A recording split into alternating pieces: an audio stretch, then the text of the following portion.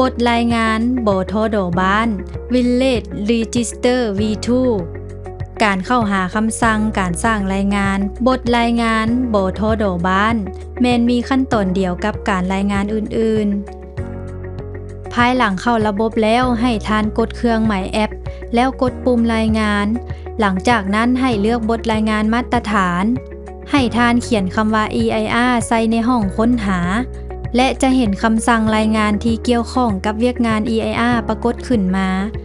เมื่อทานเข้าฮอดหน้าต่างการเลือกรูปแบบการรายงานแล้วให้ทานเลือกบทรายงานบทดบ้าน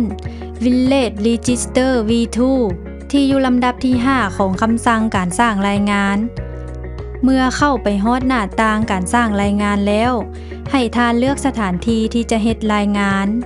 ในกรณีนี้แม้นจะเลือกเอารายงานจากโรงหมอน้อย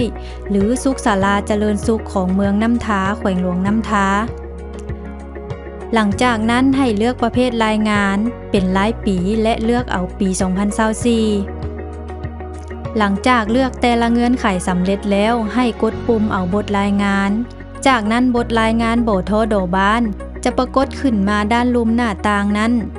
ในบทรายงานนี้จะเป็นรายงานทั่วเขตโรงหมอน้อยหมายว่าเป็นรายงานเด็กน้อยที่ได้รับวัคซีนในบรรดาบ้านที่อยู่ภายใต้ความรับผิดชอบของสุขศาลานั้นในรายงานแบบบทดนี้จะมีจุดพิเศษในการเลือกทุกๆบ้านที่ระบบได้ตั้งค่าไว้แล้วหรือสามารถเลือกเป็นบ้านใดหนึ่งก็ได้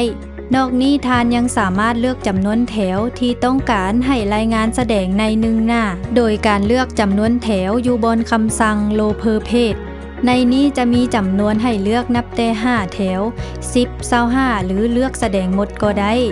รายละเอียดที่แสดงในรายงานนี้จะมีข้อมูลรหัสเฉพาะเด็กวันเดือนปีเกิดชื่อผู้ปกครองและเลขโทรติดต่อที่อยู่และวันที่รับวัคซีนแต่ละชนิดของเด็กแต่ละคนท่านสามารถนำใช้รายงานแบบบทดนี้เพื่อติดตามประวัติการรับวัคซีนของเด็กน้อยแต่ละคนในแต่ละบ้านได้และข้อมูลนี้จะเป็นประโยชน์ในการยั่งยืนการรับวัคซีนของเด็กน้อยในอนาคต